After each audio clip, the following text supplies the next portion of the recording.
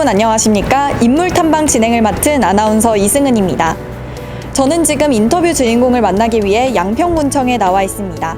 오늘 만나볼 분은요, 사람과 자연, 행복한 양평이라는 비전을 가지고 으뜸 양평을 위해 나아가고 있는 분이죠. 바로 전진선 양평군수님입니다. 지금 바로 함께 만나보시죠. 네, 오늘은 전진선 양평군수님과 함께합니다. 군수님 안녕하세요. 예, 안녕하십니까. 네, 먼저 시청자분들과 양평 국민분들께 인사 한 말씀 부탁드립니다. 예, 안녕하세요. 양평 군수입니다. 제가 이제 취임한 지 100일이 지나서 군정 활동을 하고 있습니다. 여러분들께서 양평군이 좀 더 나은 군으로 만들기 위해서 선출해 주신 군수로서 좀 더 열심히 해야겠다는 그런 생각을 갖고 있습니다. 최근에는 안전에 대한 생각을 더 하게 됩니다. 이태원 참사로 인해서 많은 분의 희생을 위로하고 희생당하신 분들 또 부상당하신 분들의 쾌유를 기원합니다. 네, 이제 군수님께서 민선 8기 취임하신 지 100일을 지나서 어느덧 넉 달 정도 되셨는데요. 군정 운영을 어떻게 펼쳐오고 계신지, 특히 중점적으로 추진하고자 하는 핵심 정책이나 사업은 무엇인지 궁금합니다. 예, 우선 이제 군정을 하려면은 소통이 돼야 된다고 생각을 합니다.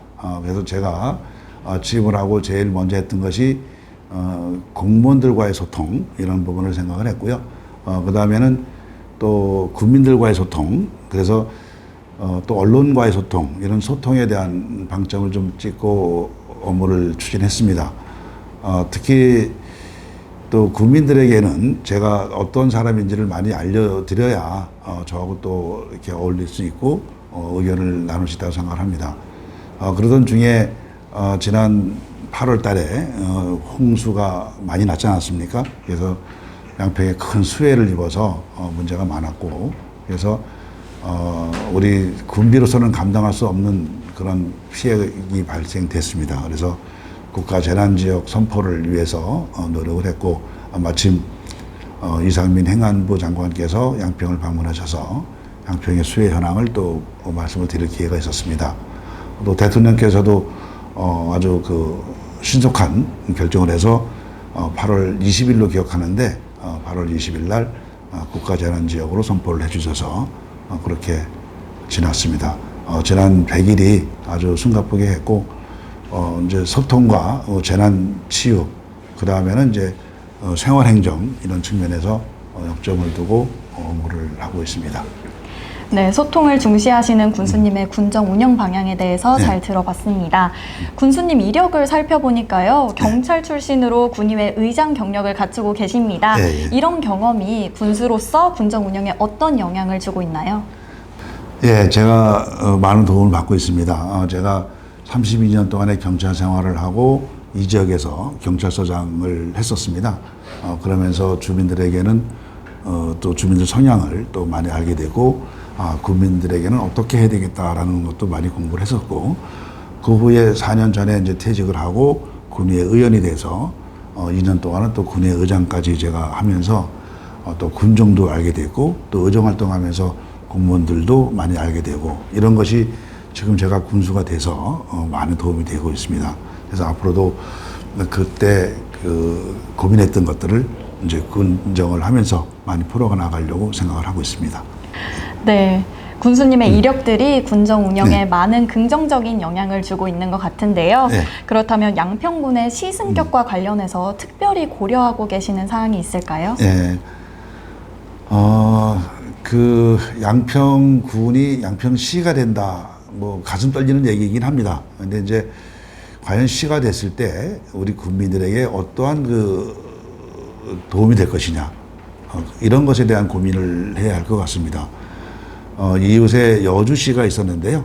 여주시 같은 경우는 시가 되고 나서 오히려 인구가 조금 감소하는 추세를 보이다 보니까 여주 시민들이 조금은 아쉬워하는 점이 있었어요. 그래서 우리 양평군은 좀 더 신중하게 시승격에 대비해야 되고, 국민들의 의견을 충분히 반영하는 그런 쪽으로 가야 될 것 같습니다.